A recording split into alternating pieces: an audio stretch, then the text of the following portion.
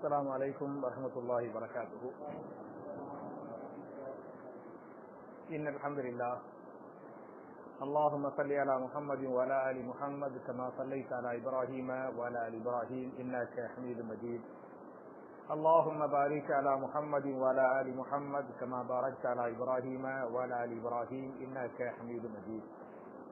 أعوذ بالله من الشيطان الرجيم. بسم الله الرحمن الرحيم.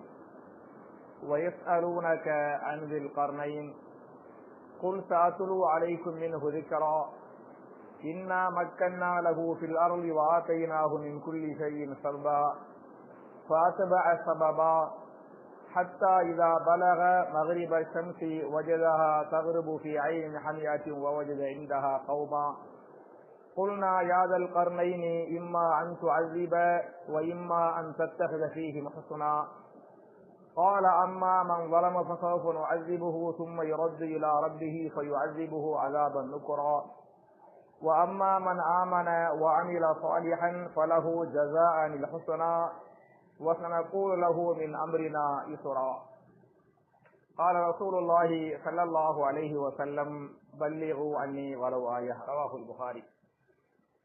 கண்ணியத்திற்குரிய சகோதர சகோதரிகளே, அல்லாஹுடைய வீட்டில் அல்லாஹுடைய வசனங்களின் தப்சீரை கேட்டு அதன் பிரகாரம் அமல் செய்வதற்காக நாம் எல்லாம் இங்கே ஒன்று இருக்கிறோம்.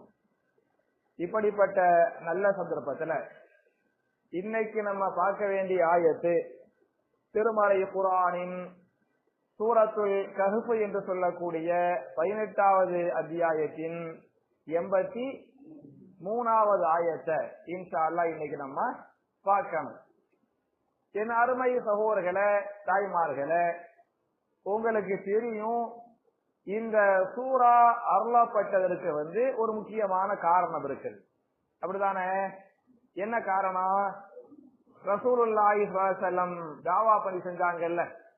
அப்படி தாவா பணி செய்யும் போது அந்த மக்காவுடைய காபிர்கள் என்ன பண்ணாங்கன்னு சொன்னா, மதீனாவுக்கு போய் யூதர்கள்ட்ட, யூத மார்க்க அறிஞர்கள்ட்ட ரசூலுல்லாஹ்வை பற்றி கேட்டாங்க. இவர் யாரு? இவர் சொல்றது உண்மைதானா? இந்த மார்க்கம் சரியா? இவரை பற்றிய முந்திய வேதங்கள் என்ன சொல்கின்றன? அப்படின்னு மக்காவுடைய குறைசிய தலைவர்கள் மதீனாவுடைய யூத பண்டிதர்கள்ட்ட போய் என்ன செய்யறாங்க? கேள்வி கேட்கிறாங்க. அப்படி கேட்கும் போது அதுக்கு அந்த பண்டிதர்கள் சொல்லி கொடுத்தாங்க, நீங்க போய் முகமதுட்ட 3 கேள்வி கேளுங்க, அந்த 3க்கும் அவர் பதில். அஸ்ஸலாமு அலைக்கும் வரஹ்மத்துல்லாஹி வபரகாத்துஹு. இன்னல் ஹம்துலில்லாஹ் اللهم صل على محمد وعلى آل محمد كما صليت على إبراهيم وعلى آل إبراهيم إنك حميد مجيد. اللهم بارك على محمد وعلى آل محمد كما باركت على إبراهيم وعلى آل إبراهيم إنك حميد مجيد.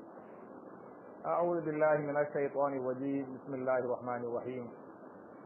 ويسألونك عن ذي القرنين قل سأتلو عليكم منه ذكرا إنا مكنا له في الأرض وآتيناه من كل شيء سببا فأتبع سببا حتى إذا بلغ مغرب الشمس وجدها تغرب في عين حمية ووجد عندها قوما قلنا يا ذا القرنين إما أن تعذب وإما أن تتخذ فيهم حسنا قال أما من ظلم فسوف نعذبه ثم يرد إلى ربه فيعذبه عذابا نكرا وأما من آمن وعمل صالحا فله جزاء الحسنى وسنقول له من أمرنا يسرا قال رسول الله صلى الله عليه وسلم بلغوا عني ولو آية. رواه البخاري.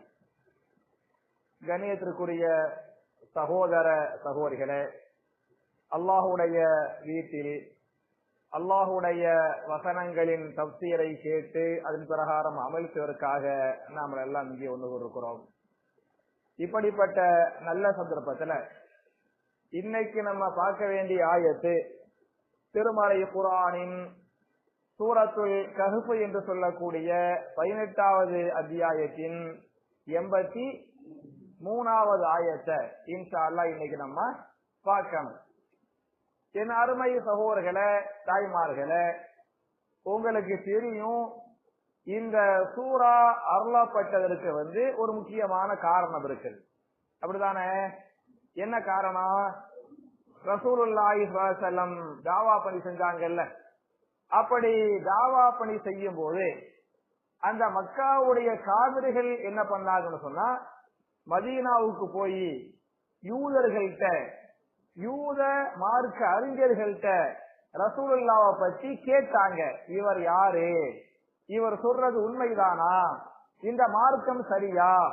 இவரை பற்றிய முந்திய வேதங்கள் என்ன சொல்கின்றன? அப்படின்னு மக்காவுடைய குறைசிய தலைவர்கள் மதீனாவுடைய யூத பண்டிதர்கள்ட்ட போய் என்ன செய்யறாங்க? கேள்வி கேட்கிறாங்க. அப்படி கேட்கும் போது அதுக்கு அந்த பண்டிதர்கள் சொல்லி கொடுத்தாங்க, நீங்க போய் முகமது 3 கேள்வி கேளுங்க, அந்த 3க்கும் அவர் பதில்